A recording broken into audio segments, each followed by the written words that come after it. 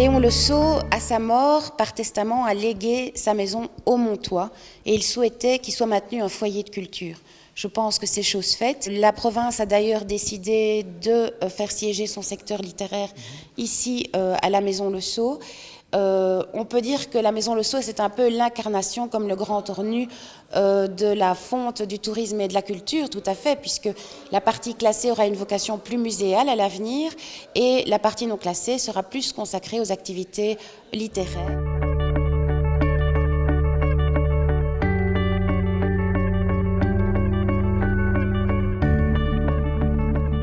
La première phase qui nous occupe actuellement est la mise hors eau du bâtiment pour la conservation des décors intérieurs. Donc on s'est principalement attaché à la restauration des façades, des toitures, à la restauration du lanterneau du grand salon avec une nouvelle protection qu'on est venu appliquer par le dessus. Et puis après, l'ouverture au public. Donc pour ça, on a refait les aires de marche, des mosaïques et des parquets.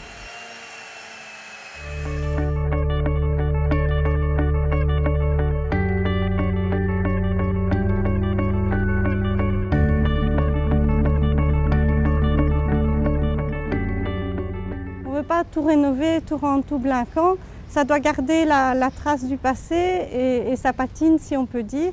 Et les vitraux, par exemple, on avait le choix soit de les remettre carrément, refaire une remise en plomb complète, et on a plutôt souhaité garder le détail de l'artisan d'origine parce que les maîtres verriers maintenant ne travaillent plus de la même façon, ils n'ont plus accès aux mêmes éléments par exemple, et donc nous ne pourrons pas reproduire exactement le détail d'origine et la finesse du dessin. Donc voilà un exemple de la façon de travailler et de ce souci de conserver un maximum de choses.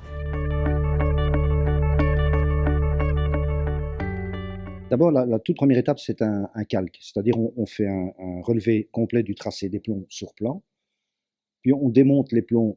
Ici, malheureusement, il y avait une partie des plombs qui était altérée, donc j'ai démonté cette partie de plomb, j'ai remplacé cette partie de plomb avec du plomb identique, et ensuite on a ressoudé les plombs neufs aux plombs anciens, et ensuite j'ai introduit du mastic entre les plombs et les verres pour stabiliser le vitrail, et c'est ce qui lui donne une certaine rigidité aussi.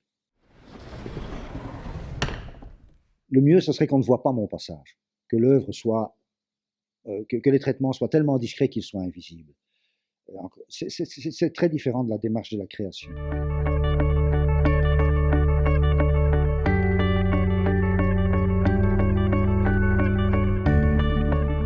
Avant, c'était une ancienne école, c'était un bâtiment qui était en très mauvais état et la province a voulu réinvestir le lieu, lui redonner une seconde vie pour pouvoir venir y implanter la bibliothèque provinciale qui avant se situait à l'étage de la Maison Le Saux mais qui n'était plus accessible au public.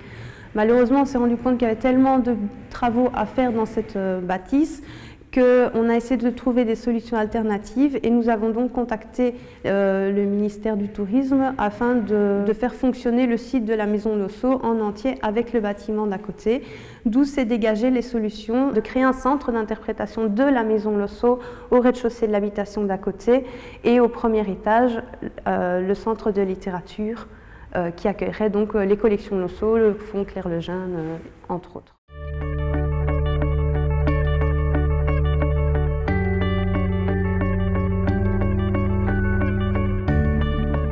Nous nous trouvons ici dans le centre d'interprétation de la Maison Le Saux, partie non classée au rez-de-chaussée.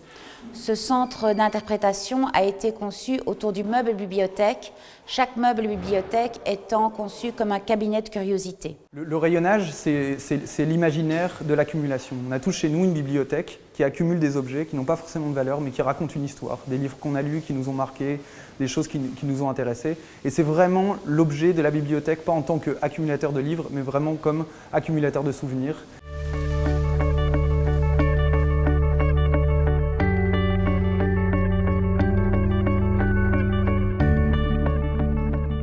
La première pièce est consacrée à Léon Le Saux, sa vie, ses passions, ses centres d'intérêt. Dans la seconde pièce, c'est l'Art Nouveau.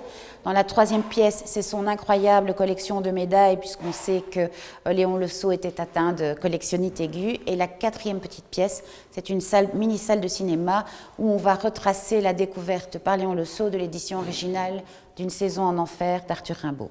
C'est même pas une œuvre, c'est vraiment une collection. Je pense que c'est de cette manière-là qu'il faut le regarder, parce que c'était pas un artiste, c'était vraiment un collectionneur, c'était quelqu'un qui a accumulé des objets comme un espèce de boulimique.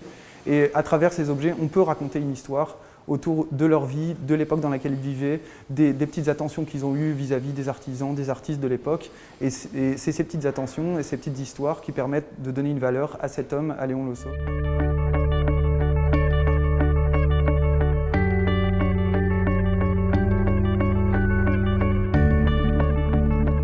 Le centre de littérature est spécialisé dans la littérature énuyère et se veut exhaustif.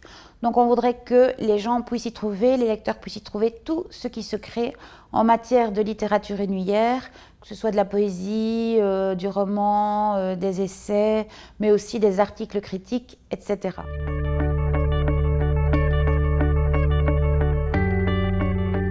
Dans ce fonds de littérature énuyère, il y a déjà le fonds Léon Le Saux dont on a hérité, il y a le fonds Charles Plisnier et récemment nous avons eu la chance d'accueillir le fonds Claire Le Jeune que nous allons inaugurer en même temps que le centre de littérature.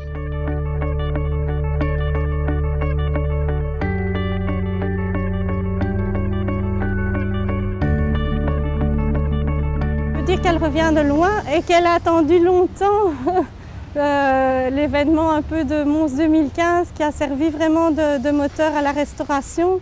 Et bon, c'était un petit peu désespérant parce qu'on savait qu'il y avait beaucoup de choses à faire, mais c'est vraiment ce petit coup de pouce de Mons 2015 qui l'a fait renaître.